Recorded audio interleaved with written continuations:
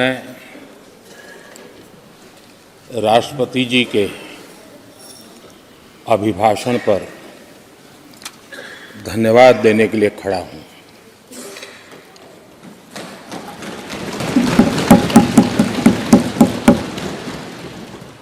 संसद के इस नए भवन में जब आदरणीय राष्ट्रपति जी हम सबको संबोधित करने के लिए आई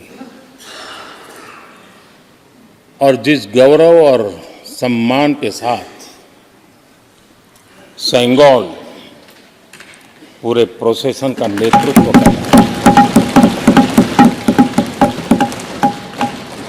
और हम सब उसके पीछे पीछे चल रहे थे। नए सदन में ये नई परंपरा भारत के आजादी के उस पवित्र पल का प्रतिबिंब जब साक्षी बनता है तो लोकतंत्र की गरिमा कई गुना ऊपर चली जाती है।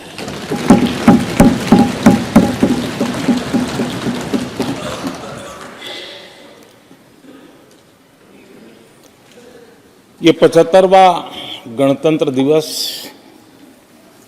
इसके बाद संसद का नया भवन, सेंगोल की अगुवाई, ये सारा दृश्य अपने आप में बहुत ही प्रभावी था। मैं जब वहां से पूरे कार्यक्रम को मैं भागीदारी कर रहा था, यहाँ से तो उतना हमें भव्यता नजर नहीं आती है, लेकिन वहाँ सब मैंने देखा कि वाकई नए सदन में इस गरिमावान उपस्थिति में राष्ट्रपति, उपराष्ट्रपति जी और आप,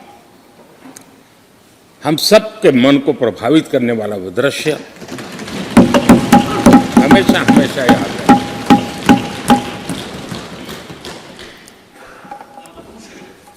जिन माननीय करीब 60 से ज़्यादा माननीय सदस्यों ने राष्ट्रपति जी के आभार प्रस्ताव पर अपने अपने विचार रखे हैं, मैं विनम्रता के साथ अपने अपने विचार व्यक्त करने वाले सभी अपने माननीय सांसदगण का आभार व्यक्त करता हूँ। मैं विशेष रूप से विपक्ष ने जो संकल्प लिया है उसकी सराहना करता हूं। उनके भाषण के एक एक बात से मेरा और देश का विश्वास पक्का हो गया है कि इन्होंने लंबे अरसे तक वहां रहने का संकल्प ले लिया।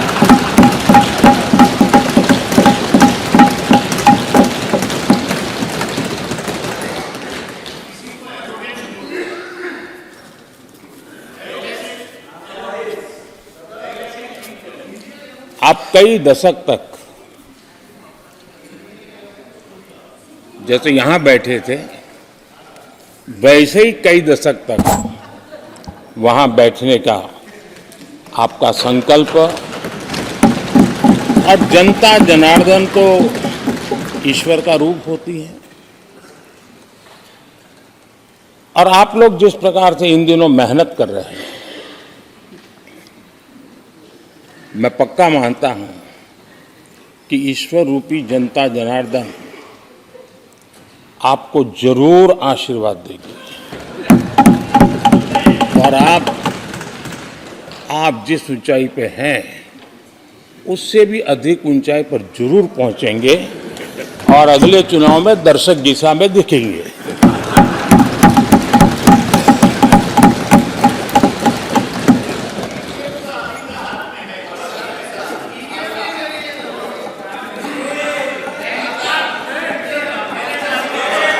अधीर रंजन जी, इस बार आपने आपका कॉन्ट्रैक्ट उनको दे दिया है क्या?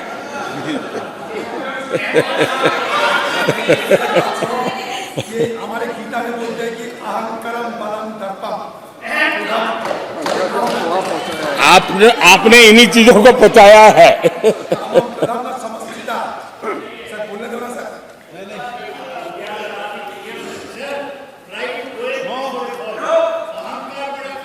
आदरणीय अध्यक्ष महोदय,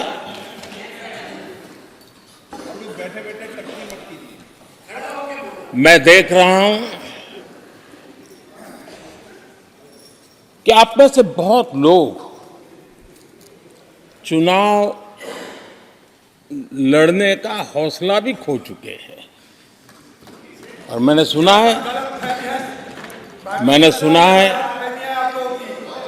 बहुत लोग पिछली बार भी सीट बदली, इस बार भी कुछ सीट बदलने की फिराक में हैं। और मैंने सुना है बहुत लोग अब लोकसभा के बजाय राज्यसभा में जाना चाहते हैं। तो स्थितियों का आकलन करके वो अपना अपना रास्ता ढूंढ रहे हैं। आदरणीय अध्यक्ष जी, राष्ट्रपति जी का भाषण एक प्रकार से तथ्यों के आधार पर, हकीकतों के आधार पर एक बहुत बड़ा दस्तावेज है जो देश के सामने राष्ट्रपति जी ने प्रस्तुत किया। और इस पूरे दस्तावेज को आप देखेंगे तो उन हकीकतों को समेटने का प्रयास किया है जिससे देश किस स्पीड से प्रगति कर रहा है, किस स्केल के साथ गतिविधियों का विस्तार हो रहा है, उसका लेखा जोखा आदरणीय राष्ट्रपति जी ने प्रस्तुत किया है। आदरणीय राष्ट्रपति जी ने भारत के उज्जवल भविष्य को ध्यान में रखते हुए 4 मजबूत स्तंभों पर हम सबका ध्यान केंद्रित किया है। और उनका सही आकलन है कि देश के 4 स्तंभ जितने ज्यादा मजबूत होंगे, जितने ज्यादा विकसित होंगे, जितने ज्यादा समृद्ध होंगे, हमारा देश उतना ही समृद्ध होगा, उतना ही तेजी से समृद्ध होगा। और उन्होंने इन 4 स्तंभों का उल्लेख करते हुए देश की नारी शक्ति, देश की युवा शक्ति, देश के हमारे गरीब भाई बहन और देश के हमारे किसान, हमारे मछुआरे, हमारे पशुपालक, उनकी चर्चा की है। इनके सशक्तिकरण के माध्यम से राष्ट्र के विकसित भारत के लक्ष्य को प्राप्त करने की जो राह है, उसका स्पष्ट दिशा निर्देश आदरणीय राष्ट्रपति जी ने कहा है। अच्छा होता, हो सकता है आपके यहाँ फिशरमैन माइनॉरिटी के ना हो सकता है आपके यहाँ पशुपालक माइनॉरिटी के ना हो सकता है किसान आपके यहाँ माइनॉरिटी के ना हो सकता है महिलाएं आपके यहाँ माइनॉरिटी में ना हो सकता है कि आपके यहाँ युवा में माइनॉरिटी। क्या हो गया है दादा? क्या देश के युवा जी की बात होती है? समाज के सब वर्ग नहीं होते हैं क्या? देश की नारी की बात होती है? देश की सभी नारी नहीं होती है? कब तक टुकड़ों में सोचते रहोगे? कब तक समाज को बांटते रहोगे? सब सीमा करो, बहुत तोड़ा देश को।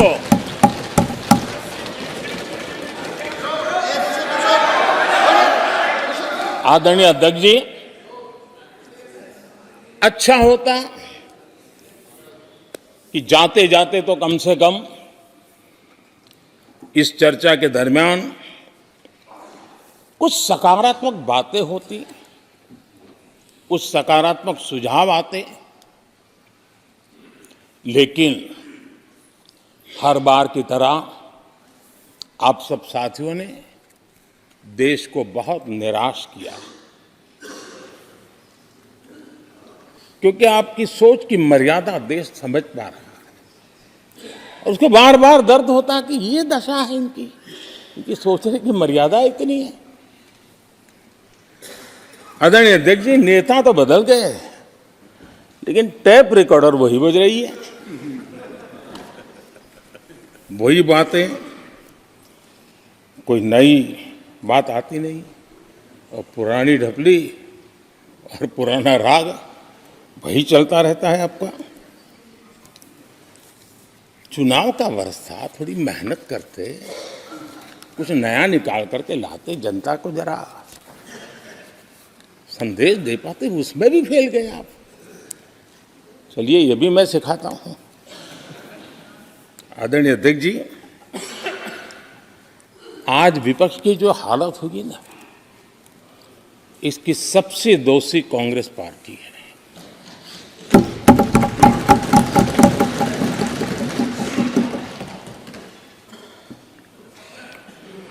कांग्रेस को एक अच्छा विपक्ष बनने का बहुत बड़ा अवसर मिला और 10 साल कम नहीं होते, लेकिन 10 साल में उस दायित्व को निभाने में भी वे पूरी तरह विफल गए। और जब खुद विफल हो गए तो विपक्ष में और भी होनहार लोग हैं, उनको भी उभरने नहीं दिया, क्योंकि फिर मामला और गड़बड़ हो जाए। इसलिए हर बार यही करते रहे कि और भी विपक्षी जो तेजस्वी लोग हैं उनको दबा दिया जाए। हाउस में कई यंग हमारे माननीय सांसदगण हैं, उत्साह भी उमंग भी है, लेकिन अगर वो बोलें, उनकी छवि उभर जाए तो शायद किसी की छवि बहुत दब जाए। उस चिंता में इस यंग जनरेशन को मौका न मिले, हाउस को ही चलने नहीं दिए गए। यानी एक प्रकार से इतना बड़ा नुकसान कर दिया है, खुद का भी, विपक्ष का भी, संसद का भी और देश का भी। और इसलिए, और मैं हमेशा चाहता हूं कि देश को एक स्वस्थ अच्छे विपक्ष की बहुत जरूरत है।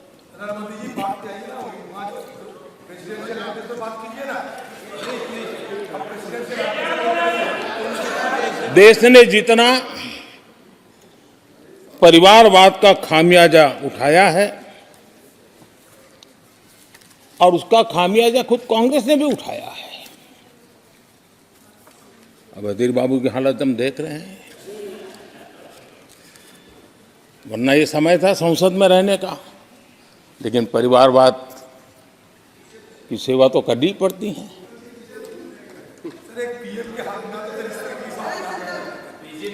आदरणीय अध्यक्ष जी, अब हालत देखिए, हमारे खरगे जी इस सदन से उस सदन शिफ्ट हो गए और गुलाम नबी जी तो पार्टी से ही शिफ्ट कर गए। ये सब परिवारवाद के भेंट चढ़ गए।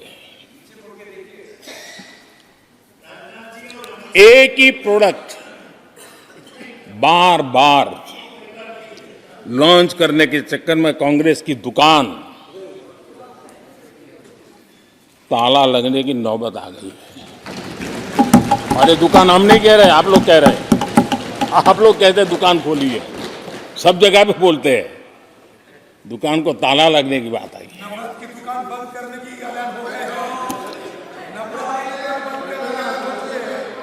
यहाँ हमारे दादा अपनी आदत छोड़ नहीं पाते हैं, वो वहां से बैठे बैठे कमेंट कर रहे हैं परिवारवाद की। मैं जरा समझा देता हूँ, आज माफ करना अध्यक्ष महोदय, मैं जरा समय ले रहा हूँ। आज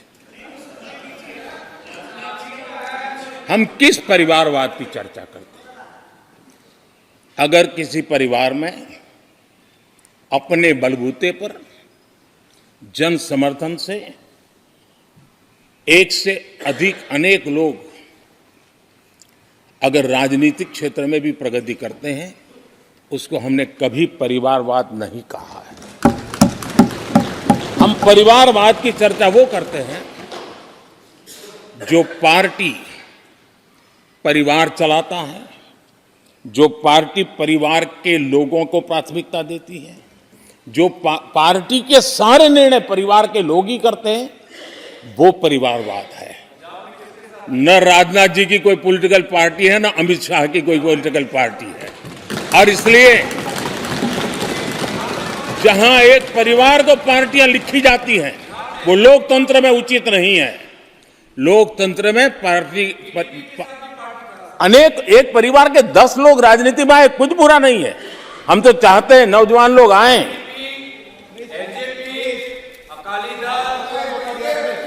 हम भी चाहते हैं ये इसकी चर्चा करिए। हमारे साथ, आपके साथ मेरा विषय नहीं है। देश के लोकतंत्र के लिए परिवारवादी राजनीति, पारिवारिक पार्टियों की राजनीति, ये हम सबकी चिंता का विषय होना चाहिए। और इसलिए मैं किसी परिवार के 2 लोग अगर प्रगति करते हैं, उसको तो मैं स्वागत करूंगा। 10 लोग प्रगति करें, मैं स्वागत करूंगा। देश में जितनी नई पीढ़ी अच्छे लोग आए, स्वागत योग्य है। सवाल यह है कि परिवार ही पार्टियां चलाती है। पक्का है कि ये अध्यक्ष नहीं होगा तो उसका बेटा होगा, ये नहीं होगा तो उसका बेटा होगा। ये लोकतंत्र का खतरा है। और इसलिए अच्छा हुआ दादा, थैंक यू। ये विषय कभी बोलता नहीं था, आज बोल दिया मैंने। आदरणीय अध्यक्ष जी, एक ही प्रोडक्ट को बार बार लॉन्च करने का भरपूर प्रयास हो रहा है।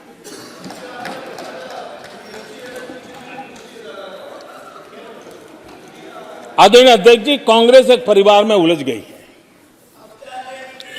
देश के करोड़ों परिवार की आकांक्षाएं और उपलब्धियां वो देख पा ही नहीं रहे, देख सकते नहीं, अपने परिवार के बाहर देखने की तैयारी नहीं है। और कांग्रेस में एक कैंसिल कल्चर डेवलप हुआ है। कुछ भी है कैंसिल, कुछ भी है कैंसिल। ये एक ऐसे कैंसिल कल्चर में कांग्रेस फंस गई है। अगर हम कहते हैं मेक इन इंडिया, तो कांग्रेस कहती है कैंसिल। हम कहते हैं आत्मनिर्भर भारत, कांग्रेस कहती है कैंसिल। हम कहते हैं वोकल फॉर लोकल, कांग्रेस कहती है कैंसिल। हम कहते हैं वंदे भारत ट्रेन, कांग्रेस कहती है कैंसिल। हम कहते हैं संसद की नई इमारत, कांग्रेस कहती है कैंसिल। यानी मैं हैरान हूं, ये कोई मोदी की उपलब्धियां नहीं है, देश की उपलब्धियां है।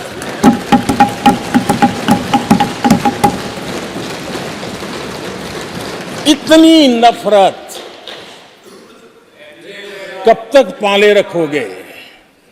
और उसके कारण देश की सफलताएं, देश के अचीवमेंट, उसको भी कैंसिल करके आप बैठ गए हो।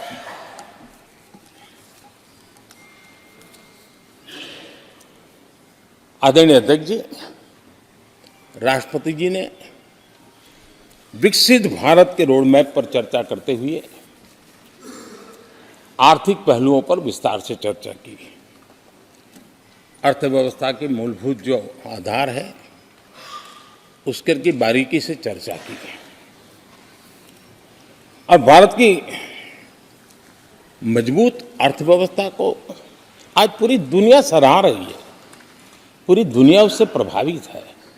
और जब विश्व संकट से गुजर रहा है, तब तो उनको और ज्यादा अच्छा लगता है।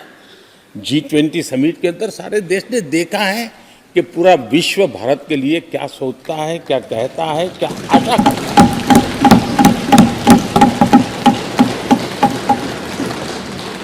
और इन सारे 10 साल के कार्यकाल के अनुभव के आधार पर आज की मजबूत अर्थव्यवस्था को देखते हुए जिस तेज गति से भारत विकास कर रहा है, उसकी बारीकियों को जानते हुए मैं विश्वास से कहता हूं, और इसीलिए मैंने कहा है कि हमारे तीसरे टर्म में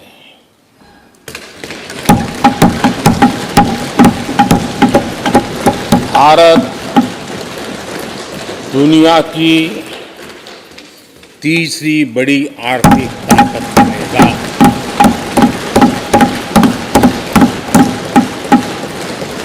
और ये मोदी की गारंटी है।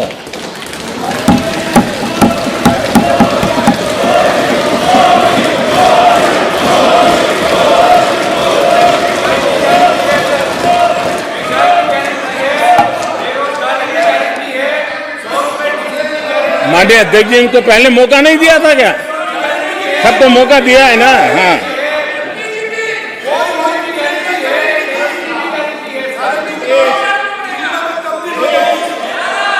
आदरणीय अध्यक्ष जी,